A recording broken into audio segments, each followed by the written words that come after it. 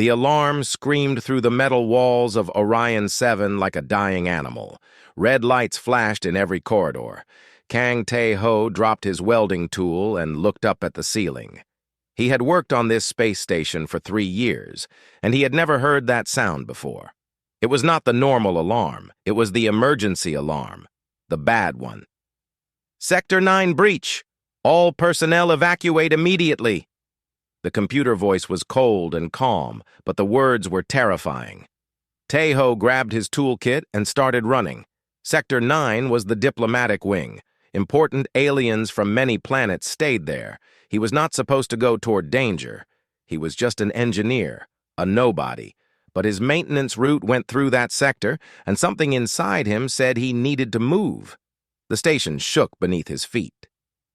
He heard the horrible sound of metal tearing apart somewhere ahead. People ran past him in the opposite direction. Aliens of all shapes and colors pushed through the narrow hallways. Some were screaming. Some were silent with fear on their faces. Tae-ho kept running forward. He turned a corner and stopped. The corridor ahead was destroyed. A cargo ship had crashed into the station wall. He could see the black emptiness of space through the hole. Emergency shields were trying to hold, but they were failing.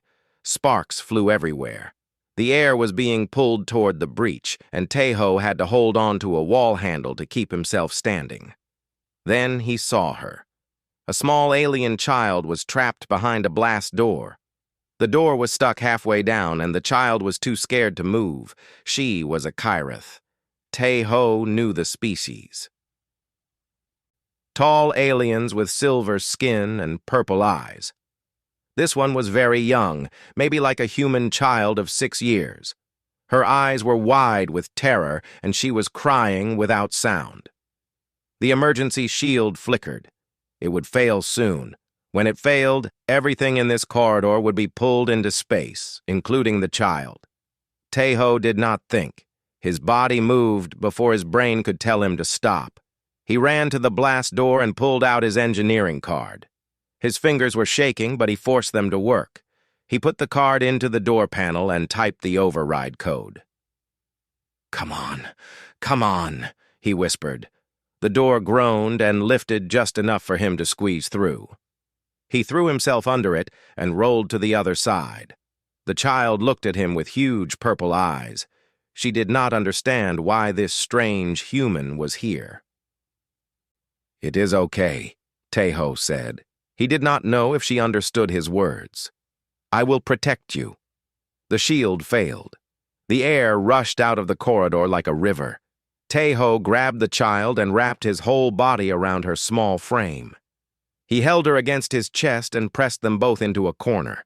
Pieces of metal flew through the air. Something sharp hit his back, and he felt a terrible pain. But he did not let go. He squeezed his eyes shut and held the child tighter. She was so small, so light. He could feel her shaking against him. "Do not be scared," he said through his teeth. The pain in his back was very bad now.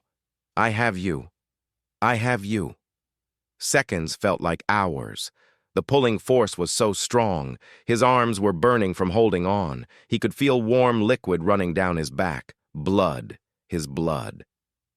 Then, with a loud bang, the emergency bulkhead finally sealed. The corridor went quiet. The terrible pulling stopped. Tae-ho collapsed onto the floor, still holding the child against his chest. The little Kirath girl looked up at him. Her silver face was wet with tears, but she was not hurt. Not a single scratch on her body. "You saved me?" she said in broken human language. Tae-ho tried to smile, but his vision was getting dark. "Yes," he managed to say. "You are safe now." The last thing he saw before losing consciousness was the child's purple eyes, full of wonder, staring at him like he was something impossible. He woke up in the medical bay. White lights, soft beeping sounds, the smell of medicine. He tried to move, but his whole body screamed in pain. He remembered the metal hitting his back. It must have been bad. A medical robot floated over to him. "Patient Kang Tae-ho, human, age 29. You have suffered severe trauma to your back. A metal fragment was removed. You lost much blood, but you will recover fully. Teho closed his eyes in relief. He was alive. The child, he said, his voice rough. The Kirath child. Is she okay? The child Lyra is unharmed. She has no injuries. Teho let out a breath he did not know he was holding. Good. That was good. He had done something right for once in his life. He expected to rest now, to sleep and heal and go back to his normal, boring life. Maybe someone would say thank you. Maybe they would give him a small bonus. That would be nice. But when he opened his eyes again, there was someone standing at the foot of his bed. She was tall, very tall. Her skin was like polished silver, and her eyes were deep purple, darker than the child's.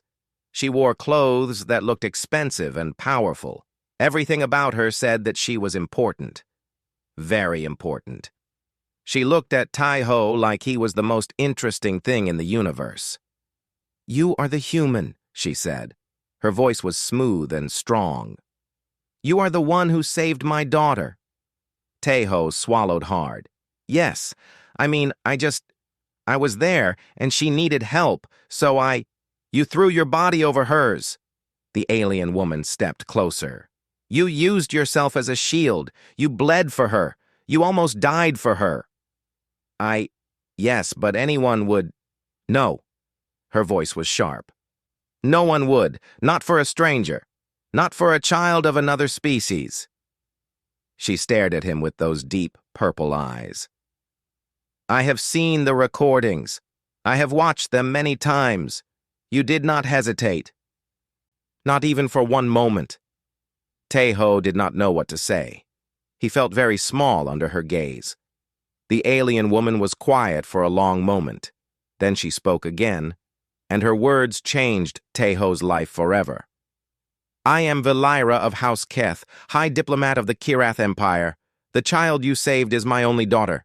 She paused. "And by the ancient law of my people, you now belong to me." Teho blinked. What?" But Valira did not explain. She simply turned and walked out of the medical bay, leaving Teho alone with his confusion and a terrible feeling that his quiet life was over. Teho spent 2 more days in the medical bay. His back healed slowly, and the doctors told him he was lucky to be alive. A few more centimeters, and the metal would have hit his spine. He would have been paralyzed or dead. But Teho could not stop thinking about what the alien woman had said. "You now belong to me." What did that mean? Was it a joke? A strange alien way of saying thank you? On the 3rd day, he got his answer. Station Commander Park came to visit him. She was a serious woman with gray hair and tired eyes. Behind her stood 2 Kirath guards in silver armor. They looked at Teho like he was a criminal. "Mr. Kang," the commander said, "we have a situation." Teho sat up in his bed. "What kind of situation?" "The Kirath diplomat Valira has made a formal claim on you. She says you are now part of her household under something called..." She looked at a tablet in her hand. "Vethkira, the life bond." "I do not understand." Commander Park sighed. "Neither did I at first. But I have spent 2 days talking to Kirath lawyers and diplomats. In their culture, if someone saves a child's life by risking their own, they create an unbreakable bond with that child's family. The person who saved the child becomes property of that family." Teho felt cold. "Property? Like a slave?" "Not exactly." The commander looked uncomfortable. "They say it is an honor, the highest honor in their culture. You would be treated like family, protected, provided for, but you would belong to them. You could not leave without their permission." "That is crazy," Teho said. "I am a human. I have rights. You cannot just give me to aliens." "I know. And legally, under Galactic Council law, they cannot force you to do anything." Commander Park paused. "But the Kirath are one of the most powerful species in the galaxy. They have a fleet of warships. They control important trade routes. If we refuse them directly, it could cause problems." What kind of problems? War, the commander said simply. Maybe not today, maybe not tomorrow, but the Kirath do not forget insults, and to them rejecting this bond would be the biggest insult possible. Tae-ho stared at her. This could not be happening. He was just an engineer. He fixed broken pipes and cleaned air filters. He was nobody. How could his life suddenly be connected to interstellar politics? What do you want me to do? He asked quietly. We need time to sort this out. Talk to the Galactic Council. Find a legal solution. Commander Park looked at him with something like pity. I am asking you to accept a temporary diplomatic transfer to the Kirath delegation. Live with them on the station while we figure this out. It might take weeks, maybe months. And if I say no, then Valira will see it as rejection. She might take her delegation and leave. She might report this to her government. And then... The commander shook her head. I cannot force you, Mr. Kang, but I am asking you to do this for the station. For humanity. Tae-ho wanted to laugh. For humanity. He had never done anything for humanity in his life. He was just a man who went to work every day, ate alone in his small room, and dreamed of stars he would never visit. But now the stars were asking him to be a hero. Fine, he said. I will do it. 1 hour later, Tae-ho walked into the Kirath section of the station. His small bag hung from his shoulder. It contained everything he owned. Some clothes, a tablet, and a photograph of his mother who had died years ago. The Kirath living area was different from the human parts of the station. The walls were curved and smooth. The lights were soft purple. Everything smelled like flowers and metal. It was beautiful, but it felt alien in a way that made Tae-ho's skin crawl. Valira was waiting for him at the entrance. Her daughter Lyra stood beside her, holding her mother's hand. You came, Valira said. She sounded surprised. I did not have much choice, Tae-ho replied. You always have a choice.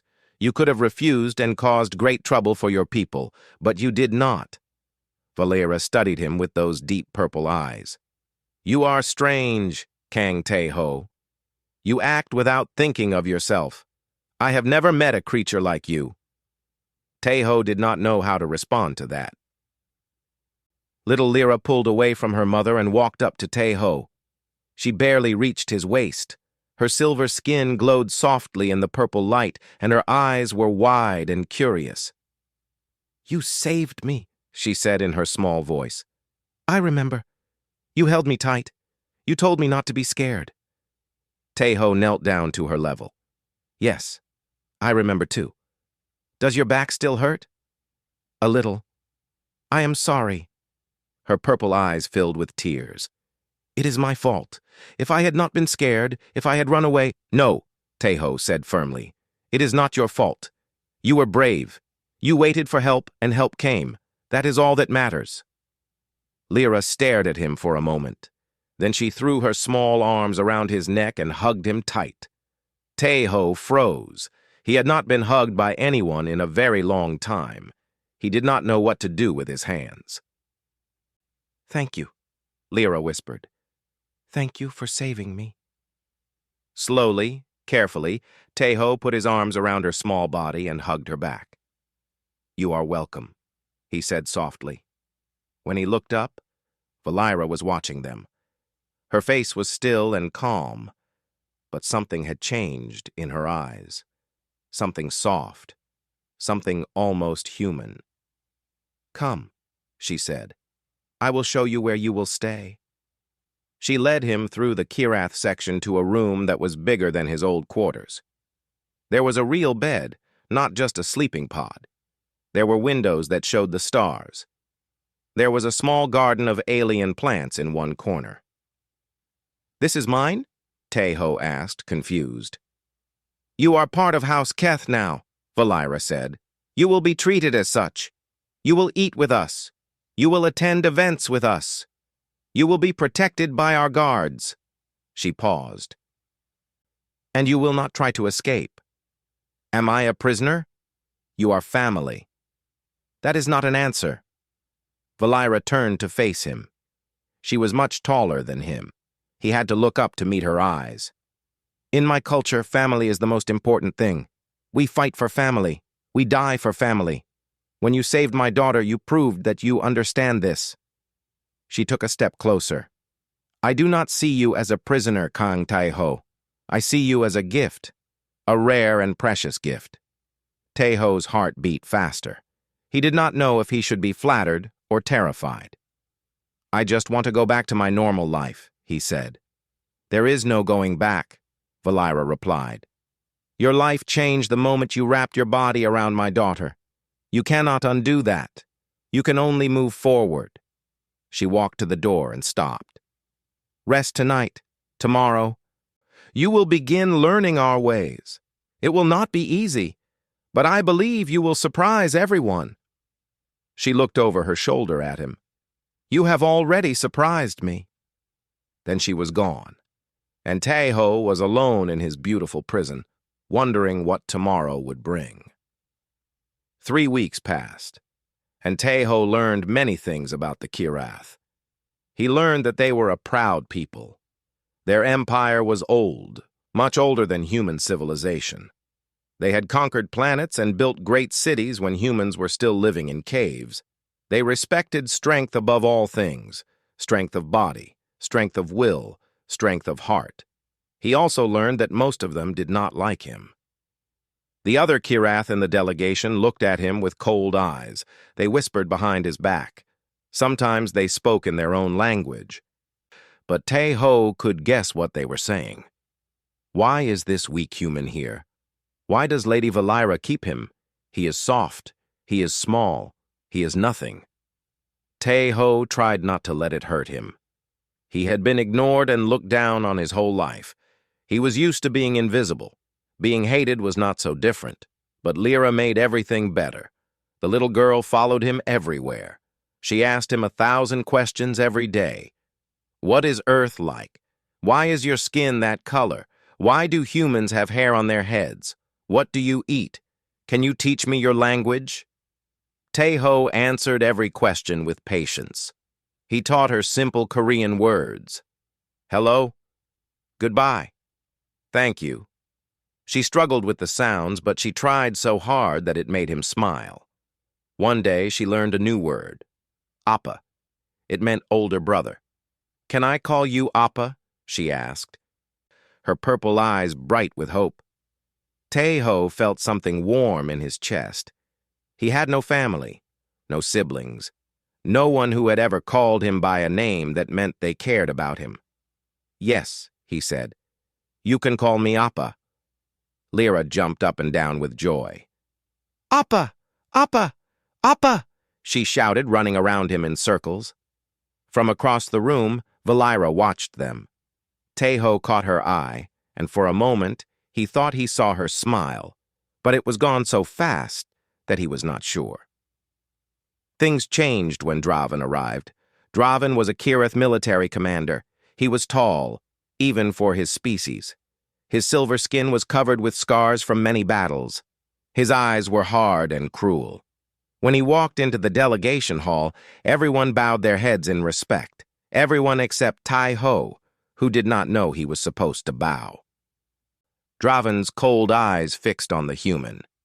What is this? He asked, his voice like grinding stone. This is Kang Tai-ho, Valira said calmly.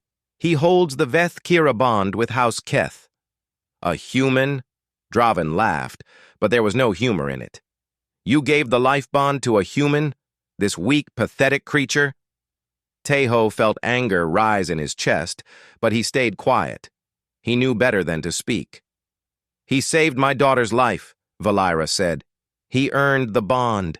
He got lucky, Draven said. Humans are not worthy of our traditions. They are prey animals, food for stronger species. He stepped closer to Tai-ho and looked down at him with disgust. Look at him. He is shaking. I could break him with one hand. Tai-ho was not shaking from fear. He was shaking from anger, but he kept his mouth shut. Draven had come to the station for a reason. He wanted to court Valira. to marry her and combine their houses. It was a political move, but also a personal one. Valira was beautiful and powerful. Many Karath men wanted her. But Teho's presence was a problem. Having a human in her house made Valira look weak, made her look foolish. Draven could not accept that, so he issued a challenge. "I demand ritual combat," Draven announced one evening in front of the entire delegation. "I challenge the human to Kethvor. Let us see if he deserves the honor of House Keth." The room went silent. Everyone looked at Teho. Valira stepped forward. "Draven, this is not necessary. The human has already proven—" "He has proven nothing," Draven interrupted. "He hid behind a child and got hit by debris. That is not courage. That is accident." He pointed at Teho. "If he refuses to fight, he admits he is worthless. He must leave House Keth in shame, and you, Valira, must accept my courtship." Teho understood now. This was a trap. If he refused, Valira would be forced to give him up and marry Draven. If he accepted, Draven would kill him. Either way, Draven won. Teho looked at Lyra. The little girl was standing behind her mother, her eyes wide with fear. She was looking at him, waiting to see what he would do. He thought about all the times in his life when he had been afraid, when he had run away, when he had stayed quiet and let stronger people push him around. He thought about how he had spent his whole life being small and invisible. But when that corridor was falling apart, when that little girl was about to die, he had not run. He had not been invisible. He had been something more. Maybe he could be something more again. "I accept," Teho said. The room exploded with noise. Kirath shouted in surprise. Some laughed. Some looked at him with new interest. Draven smiled like a predator. "Good. Tomorrow at sunset. Try not to die too quickly, human. I want to enjoy this." That night, Teho could not sleep. He sat in his room and looked at the stars through his window. He was going to die tomorrow. He knew it. Draven was a warrior who had killed hundreds of enemies. Teho was an engineer who had never been in a real fight. But he could not refuse. He could not let Lyra down. He could not let her think that he was a coward. The door opened, and Valira walked in. "You are foolish," she said. "You should have refused." "And let him win? Let him take you?" Teho shook his head. "No." Valira was quiet for a moment. "Why do you care what happens to me?" Teho thought about the question. "I do not know," he admitted. "But Lyra loves you, and she has already lost her father. I will not let her lose you, too. Not if I can help it." Valira stared at him with an expression he could not read. Then she did something unexpected. She sat down beside him. "My mate died in battle," she said softly. "He was strong, the strongest warrior I knew, but strength was not enough to save him." She looked at Teho. "You are not strong, not like Draven, but there is something in you that I have never seen before, something that does not break." "I am just a man," Teho said. "No," Valera replied. "You are more than that. You just do not know it yet." She reached out and touched his hand. Her silver fingers were cool against his skin. "Tomorrow do not try to win," she said. "Just survive. Stay on your feet as long as you can. That is all you need to do. Show them that you do not give up. That is what matters to my people." Teho nodded slowly. "I can do that." Valira stood up and walked to the door. She stopped and looked back at him. "Kang Teho," she said, "whatever happens tomorrow, I want you to know, you have already surprised me. Again." Then she was gone, and Teho was alone with the stars, waiting for the morning that might be his last. The fighting ring was a circle of white sand surrounded by tall pillars. The entire Kirath delegation stood around it, watching. Humans and aliens from other parts of the station had come too. Everyone wanted to see the small human fight the Kirath warrior. Everyone wanted to see him die. Teho stood in the center of the ring, wearing simple clothes. He had no armor, no weapons. Kethvor was fought with bare hands. It was a test of pure strength and will.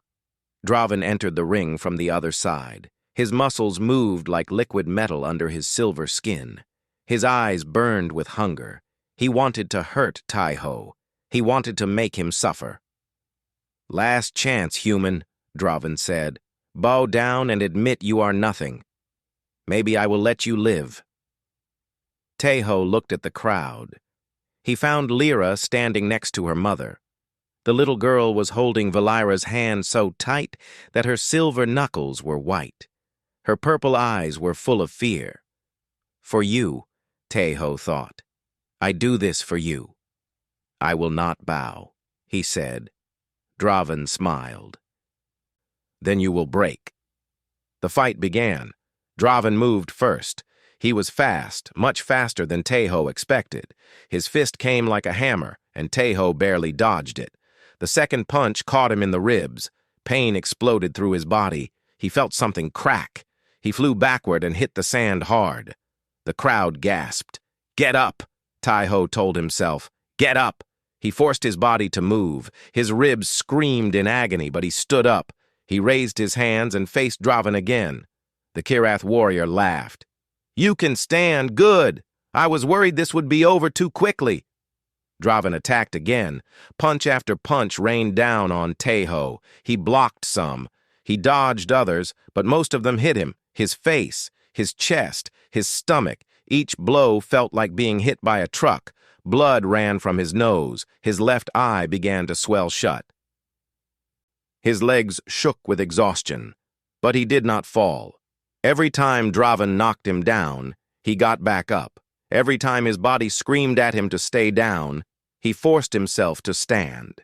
He remembered what Valira had told him. "Do not try to win, just survive. Show them that you do not give up." So he did not give up. The fight went on for 10 minutes, then 20. Draven's confidence began to fade. He was hitting the human with everything he had, but the human kept standing. It was impossible. It was wrong. Humans were weak. They were supposed to break. "Why will you not stay down?" Draven shouted in frustration. He kicked Teho in the chest, sending him flying across the ring. "Just give up." Teho landed in a heap. His body was broken. He could barely breathe. Everything hurt so much that he wanted to scream. But then he heard a small voice. "Appa!" He turned his head.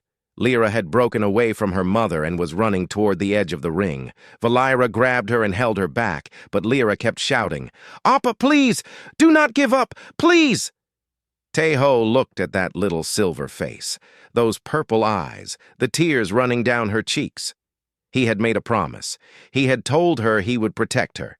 He could not break that promise. He would not. Slowly, painfully, Teho pushed himself up. His arms shook. His legs felt like jelly. But he stood. The crowd went completely silent. Draven stared at him with something new in his eyes. Not anger, not hatred. Fear. "What are you?" the warrior whispered. Teho spit blood onto the sand. "I am human," he said, "and I do not give up." He raised his fists one more time. But before Draven could attack again, a voice cut through the silence.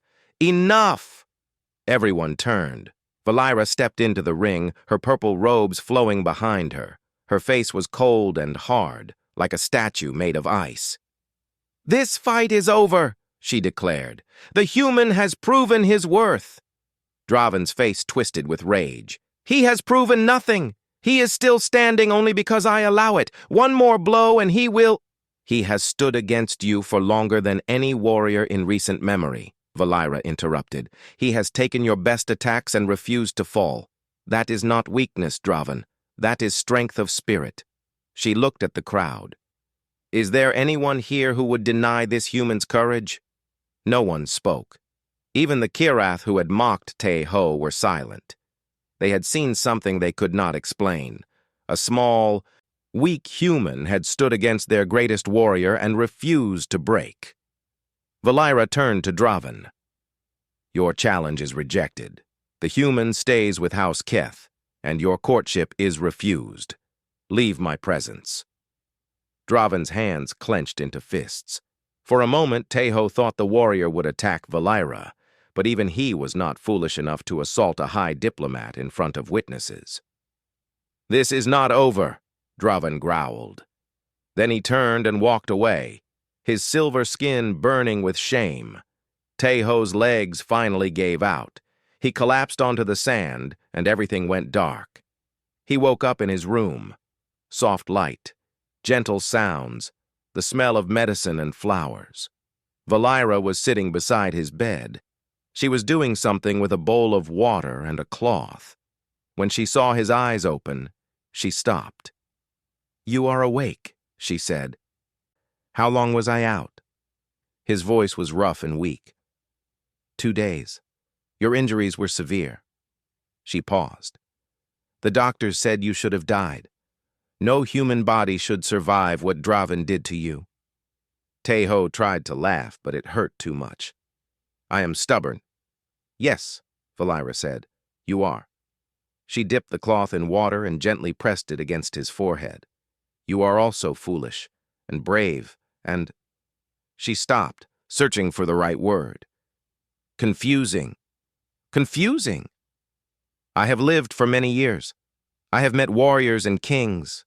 I have seen great battles and terrible tragedies. But I have never met anyone like you. She looked into his eyes. You have nothing. No power, no army, no great name. Yet you stand against forces that should destroy you. Why? Teho thought about the question. I do not know how to explain it, he said. I see someone who needs help, and I cannot walk away.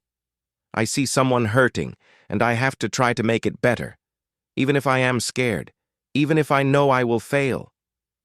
That is what makes you human? I think so. Maybe not all humans, but the best ones. The ones I want to be like. Valira was quiet for a long moment. Then she did something she had never done before. She reached out and took his hand. When my mate died, she said softly, I thought I would never feel safe again. I built walls around my heart. I told myself that love was weakness, that depending on anyone was foolish. She squeezed his hand gently. But watching you fight today, watching you refuse to fall, I felt something I had forgotten. What? Hope, she whispered. You gave me hope, Kang Teho. Teho looked at her. At her silver face glowing in the soft light, at her purple eyes which were not cold anymore. They were warm, vulnerable, human in a strange way. Stay, she said. Not because of the law, not because of politics. Stay because I am asking you to. Because Lyra needs you. She paused. Because I need you. Teho's heart beat faster. This powerful, beautiful, frightening alien was asking him to stay. Not as property, not as a prisoner, as something more. Okay, he said. I will stay. And for the first time since he had arrived on this station, he felt like he was exactly where he was supposed to be. Weeks turned into months. Teho's body healed slowly, but his place in House Keth grew stronger every day. The Kirath, who had once looked at him with disgust, now nodded to him with respect. They had seen him stand against Draven. They had watched him bleed and refuse to fall. In their culture, that meant something. It meant everything. Lyra became his shadow. She followed him from morning to night, asking questions, telling stories, showing him her favorite places on the station. She taught him Kirath words, and he taught her Korean songs. They would sit by the window together and watch the ships come and go, making up stories about where they were traveling. That one is going to find treasure, Lyra would say, pointing at a cargo ship. That one is running away from a monster, Teho would reply. That one is carrying a princess back to her kingdom. They would laugh together, And for a little while, Taeho would forget that he was a human living among aliens. He would just be Appa, and she would just be his little sister. Valira changed too. She smiled more. She laughed sometimes, a sound like silver bells that made Taeho's heart feel strange. She would find reasons to be near him during the day. At night, after Lyra went to sleep, they would sit together and talk. She told him about her home world, about the purple mountains and silver seas, about the ancient temples where her ancestors were buried, about the war that had taken her mate and left her alone with a baby in her arms. "I was so angry," she admitted one night, "angry at the universe for taking him, angry at myself for not being there when he died. I swore I would never let anyone get that close again." "What changed?" Taeho asked. Valira looked at him. Her purple eyes glowed in the dim light. "You," she said simply. "You changed everything." Taeho did not know what to say. He had never been important to anyone. He had never changed anything. "You saved my daughter," Valira continued. "But more than that, you showed me that there are still good people in the universe. People who do not think about themselves first. People who jump into fire to save a stranger's child." She reached out and touched his face. Her fingers were cool and gentle. "You reminded me what courage really means." They sat in silence for a while, close enough to feel each other's warmth. Then one morning the news arrived. Commander Park came to the Kirath delegation with a formal document. The Galactic Council had finally made their decision about Taeho's case. "The Council rules that the Veth-Kira bond is a cultural tradition, not a legal contract," the commander announced. "Under Galactic Council law, Mr. Kang Taeho is a free citizen. He cannot be held by House Keth against his will. He is free to leave." The words hung in the air. Free. He was free. Taeho looked at Valira. Her face had turned to stone. Her walls were coming back up one by one. She was preparing herself for him to leave. "Thank you, Commander," Valira said, her voice carefully controlled. "We accept the Council's ruling." She turned to Taeho, and he could see the pain hiding behind her eyes. "You may go, Kang Taeho. I release you from any bond, real or imagined. You are free." The delegation was quiet. Everyone was watching. Taeho looked at the door that led back to his old life, back to his small room and his boring job and his lonely existence. He could go back to being invisible, safe, empty. Then he heard a small sound behind him. He turned. Lyra was standing there, tears streaming down her silver face. She was trying to be brave, trying not to cry, but she could not stop. Her small body shook with silent sobs. "Appa," she whispered, "please do not go, please." Something broke inside Taeho. No, not broke. Something opened. Something that had been closed his whole life. He had spent so many years being alone, being unwanted, being the person that no one needed. He had convinced himself that this was okay, that he did not deserve more. But he did deserve more. And these two people, this mother and daughter who had claimed him, who had fought for him, who had loved him in their own strange way, they wanted him. They needed him. And he needed them too. Taeho walked to where Valira stood. She was tall and proud and trying so hard not to show how much she was hurting. He stopped in front of her and looked up into her purple eyes. "I am not leaving," he said. Valira blinked. "What?" "I said I am not leaving." He took a deep breath. "The law says I can go, but I do not want to go. I want to stay here, with Lyra, with you." He reached out and took her hand. "Not because of some ancient bond, not because of duty or honor, because I choose to, because this is where I belong." Valira stared at him. For the first time since he had known her, she looked completely lost. "You would stay?" she whispered. "After everything? After we took your freedom? After we forced you to fight, after all of it? You would choose us? Yes, Taeho said. I would choose you. Again and again. Forever. The room was silent. Commander Park looked confused. The Kirath delegation looked shocked. Then Lyra crashed into Taeho, wrapping her arms around his waist and squeezing him as hard as she could. Appa! She cried. Appa, you are staying! You are staying! Taeho laughed and picked her up, holding her against his chest. She was so light, so precious, his little sister, his family. Valira walked toward them slowly, like she was afraid they might disappear if she moved too fast. She stopped in front of Taeho, and he saw tears in her eyes. Actual tears. He had not known the Kirath could cry. Kang, Taeho, she said, her voice shaking. You are the strangest, bravest, most impossible creature I have ever met. Is that a good thing? Instead of answering, she leaned down and pressed her forehead against his. He felt a warmth spread through him, starting from where their skin touched and flowing through his entire body. This is Talvera, Valera whispered, the mark of absolute trust. Among my people it is given only to those we would die for. She pulled back and looked at him. You are mine, Kang Taeho. Not because of law, not because of tradition, because I claim you with my heart.